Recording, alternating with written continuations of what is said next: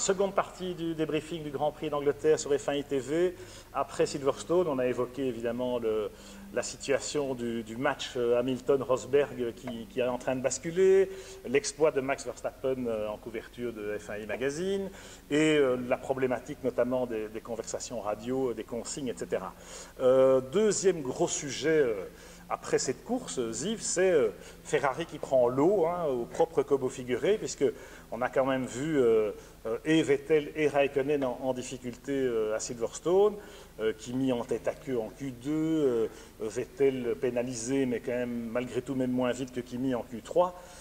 De quoi se poser des questions, franchement, à commencer par la prolongation du contrat de Raikkonen.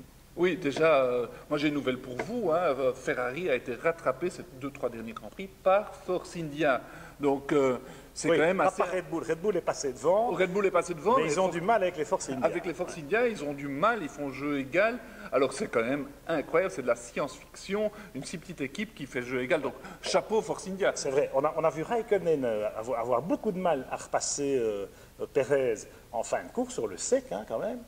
Et on a vu Vettel, toutes les peines du monde à passer Carlos Sainz avec un moteur Ferrari 2015. C'est le monde à l'envers. C'est le monde à l'envers, c'est inquiétant. Et puis voilà, bon, maintenant ils ont re-signé Kimi Raikkonen, 1 an de plus. Bon, c'est que vraiment ils ont pris l'option du deuxième pilote, valeureux certes, mais pas un foudre de guerre plus maintenant.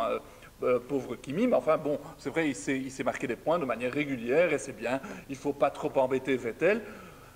On se demande quelles options avait-il. C'est vrai qu'une fois que Ricciardo et Verstappen n'étaient plus disponibles, bon, Perez, Grosjean, non, alors valait mieux garder Kimi. Oui, mais ils n'ont rien fait pour aller chercher Verstappen ou Ricciardo ou un autre, parce que franchement, Ferrari, ils ont les moyens d'aller chercher qui ils veulent.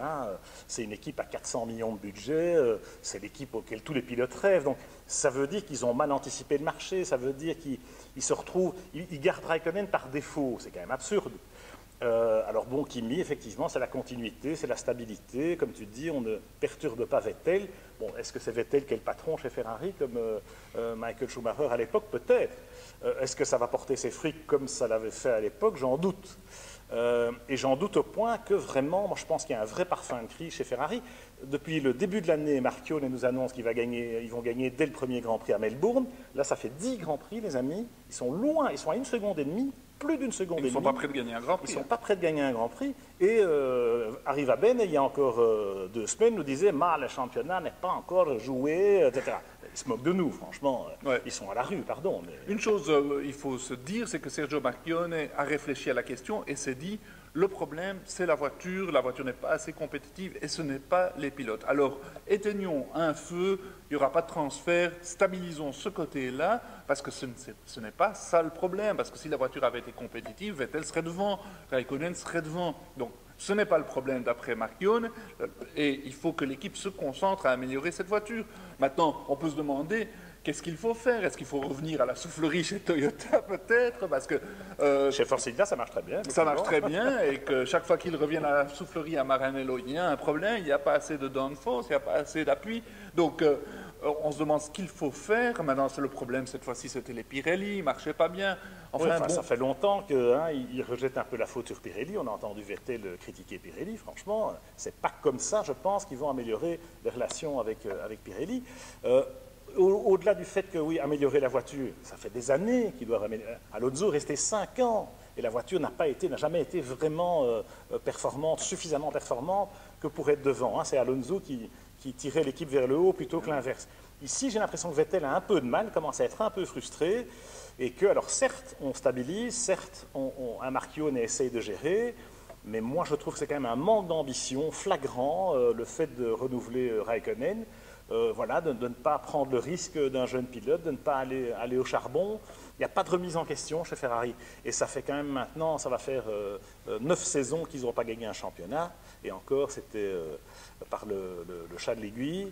On peut vraiment se poser des questions de fond sur, ça va là pour d'autres dinosaures du paddock, McLaren, Honda en l'occurrence, sur la gestion. Et un Marchionne, c'est peut-être un très grand gestionnaire, visionnaire dans l'industrie. C'est pas quelqu'un du sérail, c'est pas quelqu'un qui a la course dans le sang.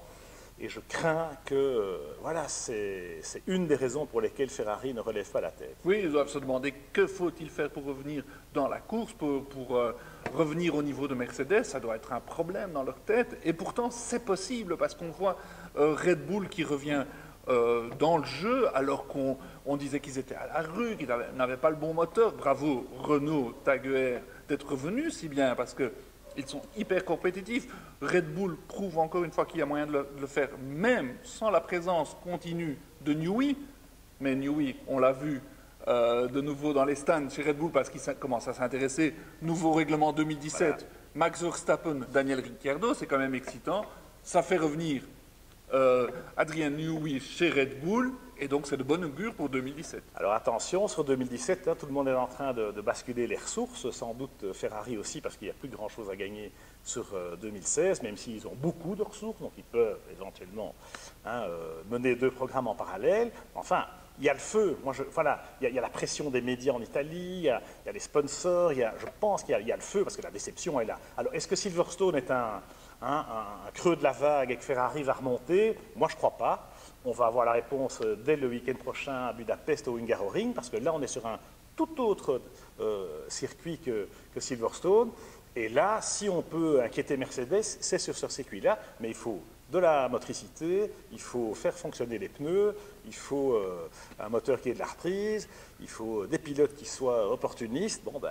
Et là, on pense plutôt à Red Bull avec Ricciardo et Verstappen plutôt que la Scuderia pour essayer de battre Mercedes, Rosberg et Hamilton au Hungaroring. Wait and see à Budapest.